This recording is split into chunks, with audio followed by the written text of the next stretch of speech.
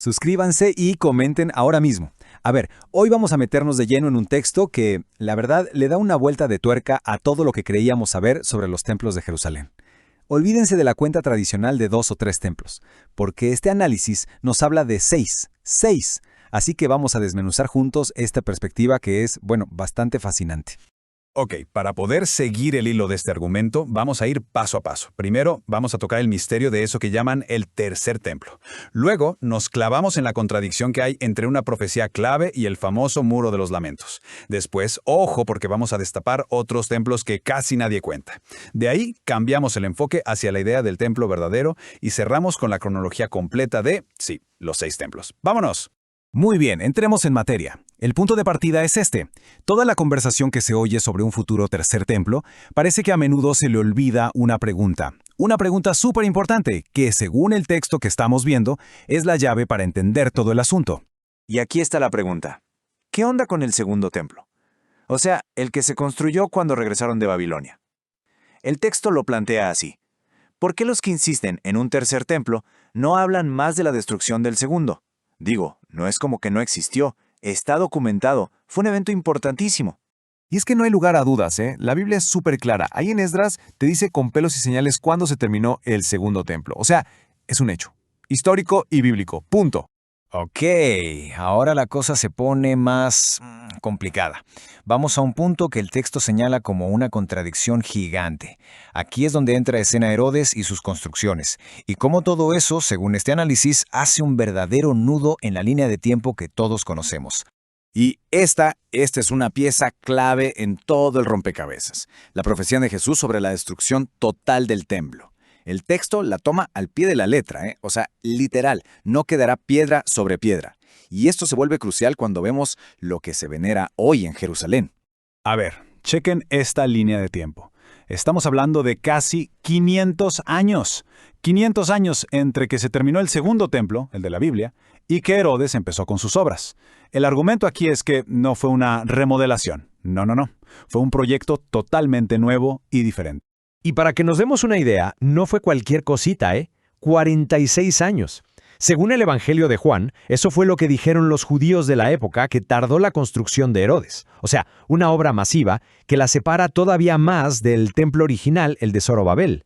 Y aquí es donde se amarra todo el argumento. Piénsenlo, si el Muro de los Lamentos es parte del templo y lo construyó Herodes siglos después, entonces, ¿qué es? Pues según esta lógica sería un tercer templo. Uno que no está en la Biblia, y que además fue destruido en el 70 después de Cristo. Esto, como dice el texto, pone a muchos en un verdadero aprieto lógico. Y si creían que ahí paraba la cosa, pues no, se pone todavía más interesante. El análisis no se detiene con Herodes. De hecho, el texto empieza a identificar otras construcciones en el monte del templo y las llama, así como suena, templos. La cuenta va a subir mucho más allá de 3. Tal cual. Este análisis identifica lo que hoy vemos en el monte del templo, las estructuras musulmanas, como un cuarto templo, o sea, que se le suma otra capa de construcción, otro culto, encima del mismo lugar sagrado. Entonces el texto lanza una pregunta al aire, una pregunta bastante directa. ¿Cómo es posible que esto se permita? Que haya tantas estructuras religiosas en un lugar que el mismo texto considera corrupto, y que al mismo tiempo los argumentos bíblicos como los que estamos viendo se hagan a un lado. Suscríbanse y comenten ahora mismo. Bueno, para ponerle nombre al estado actual de ese sitio, el texto usa un término muy fuerte, abominación desoladora, y lo desglosa así de simple. Abominación es como un rechazo total a algo que se considera impío, y desoladora, pues es algo que causa destrucción, tristeza, angustia. Un concepto bastante potente. Y justo aquí, el argumento da un giro de 180 grados. Dejamos de hablar de piedras y construcciones físicas para meternos en lo que el texto presenta como la verdadera conclusión de todo esto. La idea de que el templo ya no es un edificio, sino algo espiritual. Para sostener esto, el texto recurre a Jeremías. Miren la advertencia. No confían en palabras engañosas. O sea, ya desde entonces había un aviso de no poner toda la fe en el edificio, en las paredes, sino en actuar con justicia. Y se menciona a Silo, que fue un lugar de adoración que Dios abandonó precisamente por la corrupción de la gente, un antecedente clave. Y con esto llegamos al corazón del argumento de este texto. Cuando Jesús dice, destruyan este templo y en 3 días lo levantaré, no hablaba del edificio, hablaba de su propio cuerpo. Así Ahí, según el análisis, es donde todo cambia. El foco ya no es un lugar en Jerusalén, sino una realidad espiritual encarnada en el Mesías. Pero esperen, que hay más. Para terminar de armar el rompecabezas histórico, el texto saca una pieza más, la más antigua de todas, y es que argumenta que antes, mucho antes de las tribus de Israel, en ese mismo lugar ya había un rey sacerdote adorando a Dios, Melquisedec, el rey de Salem, un culto que estuvo ahí primero que todos.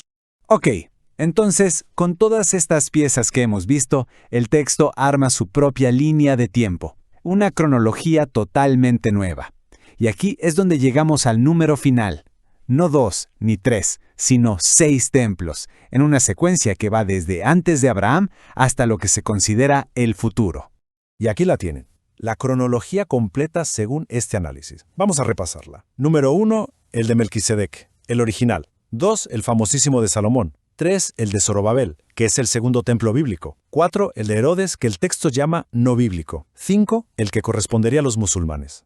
Y el sexto, un templo futuro, que el texto relaciona con una especie de mezcla de religiones al final de los tiempos. Y todo este recorrido nos lleva a la pregunta final. Una pregunta que el texto deja ahí para que le demos vueltas. Si todo es así, ¿por qué habría que construir un sexto templo en ese lugar que ya se describió como corrupto? ¿Cuál sería la razón bíblica para hacerlo? Es sin duda una pregunta que te deja pensando. Suscríbanse y comenten ahora mismo.